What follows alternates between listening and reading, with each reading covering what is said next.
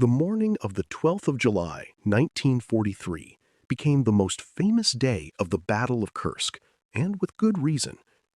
Near Prokhorovka, on the southern face of the salient, Soviet reserves struck the German armored spearhead that had been grinding northward for a week.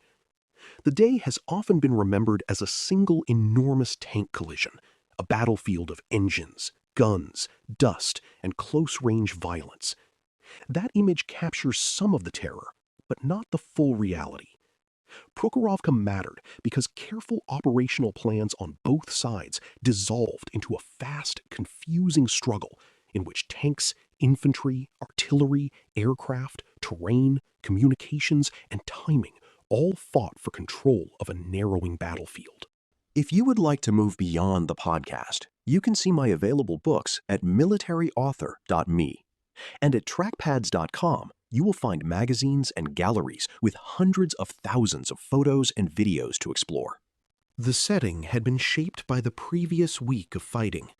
German formations had pushed through Soviet defensive belts from the south, paying heavily, but still advancing far enough to alarm the Soviet command. They had not broken free into open operational space, but they had created a dangerous penetration that threatened to make the Soviet defensive system bend too far. Prokhorovka lay near rail lines, villages, ridges, ravines, and the Psel River sector, ground that constrained movement more than the legend sometimes suggests. This was not an empty plain built for a clean armored duel. It was a crowded, broken, and pressured battlefield where large forces had to deploy under fire and where small terrain features could decide who moved and who stopped. The Soviet counterattack centered on Pavel Rotmistrov's 5th Guards Tank Army, a powerful armored reserve that had been held back for a moment like this. It was intended to strike the German spearhead before it could consolidate, widen its gains, or continue toward deeper objectives. Soviet infantry, including formations of the 5th Guards Army, also played a vital role because tanks alone could not hold ground or clear every obstacle. The plan required speed and violence. Soviet armor would close the distance quickly, reducing the advantage of German long-range fire, and crash into the German forward positions before the enemy could fully prepare. In theory, it was a way to turn defense into attack and seize back the tempo of the southern battle. The German force facing this blow was not a fresh parade of invincible machines. The 2nd SS Panzer Corps had fought for days through mines, villages, anti-tank zones, and counterattacks. Its divisions, including Leibstandart, Das Reich, and Totenkopf, remained dangerous, experienced, and tactically skilled, but they were worn by combat and dependent on strained supply and recovery systems. German armor included heavy and medium tanks, assault guns, and supporting infantry, with artillery and aircraft available at key moments. These formations were trying to continue a difficult advance while also protecting their flanks and maintaining contact with the rest of the southern offensive. They were formidable, but they were operating inside a campaign that was already losing time. When the Soviet attack began, the battlefield did not behave like a drill ground. Artillery fire, air attacks, smoke, dust, and confused reports shaped the first hours. Soviet tank formations moved forward with urgency, but movement under combat conditions was never smooth.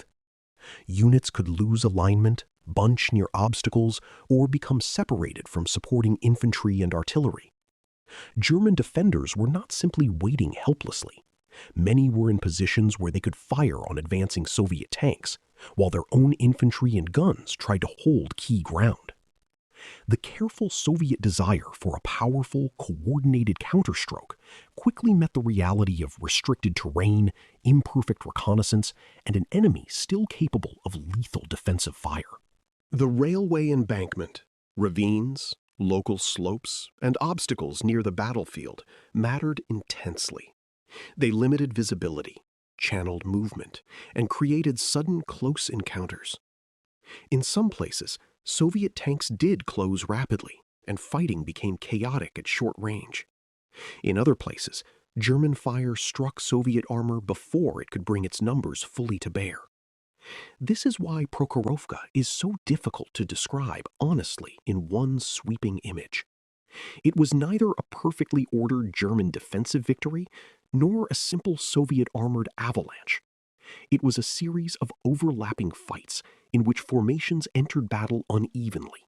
Commanders struggled to understand what was happening, and individual crews found themselves inside a storm of fire, dust, and noise. The Soviet intent to close the range made sense in plain battlefield terms. German tanks and anti-tank weapons could be deadly at longer distances, especially when they had good positions and clear fields of fire. Soviet tank crews often needed to get close enough to reduce that advantage and create opportunities against flanks or vulnerable angles. But closing the range came at a terrible cost when the approach was watched, obstructed, or covered by guns. Tanks moving fast can still be hit, and tanks moving fast in restricted ground can lose formation. The result was intense violence without clean control. The Soviet counterattack showed courage and urgency, but it also exposed how difficult it was to use mass armor effectively in compressed terrain against prepared German positions. Infantry and artillery shaped the day as much as tanks did. Soviet infantry helped hold ground, support the armored attack, and resist German efforts to keep the advance alive. German infantry protected tanks and guns from close assault, defended local positions, and fought for villages and ridges that controlled movement. Artillery from both sides struck assembly areas, likely routes, defensive positions, and concentrations of vehicles. Aircraft added another layer of danger, attacking ground targets and trying to influence moments that were already changing by the minute. Prokhorovka was famous for tanks because the armored clash was dramatic, but the day cannot be understood unless the listener hears the whole combined arms battlefield working at once. North of the main collision, the fighting near the Psel River also mattered. German forces there sought positions that could threaten the Soviet flank and widen the danger facing Prokhorovka. Soviet commanders understood that the crisis was not limited to one field or one road. A penetration on the flank could change the meaning of the central counterattack, and a local German gain could create new pressure on reserves that were already committed. This made the day even more confusing. The battle was not one neat line of tanks meeting another.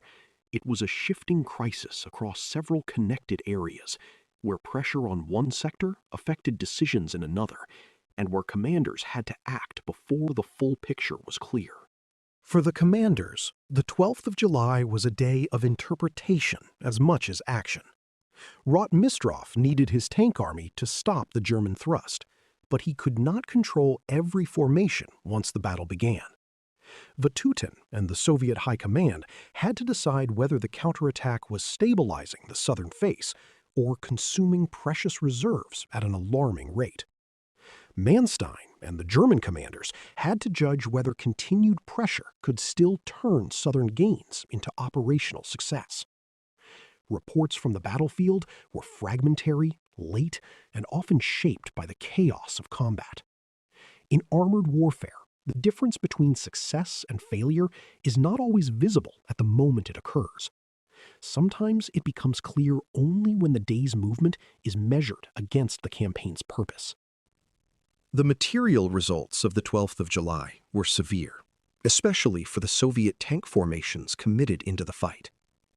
Soviet losses in armor and crews were heavy, and many vehicles were destroyed or damaged in attacks that did not produce the clean rupture their commanders had hoped for.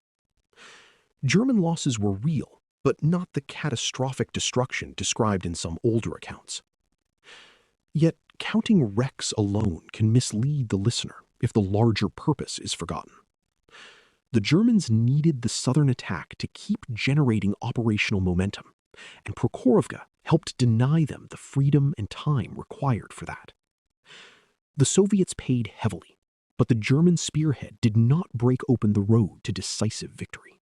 The climax of Prokhorovka was therefore not a simple story of one side smashing the other in a single heroic blow.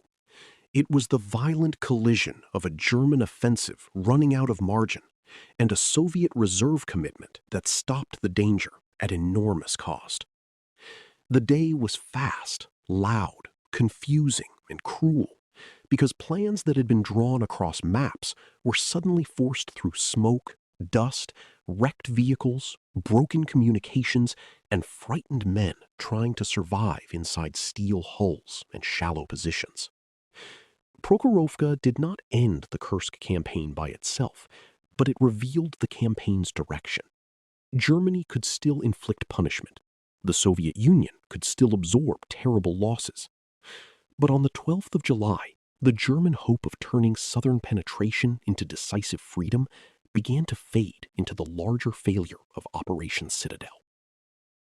You've been listening to Famous Tank Battles. These battles were never just about machines.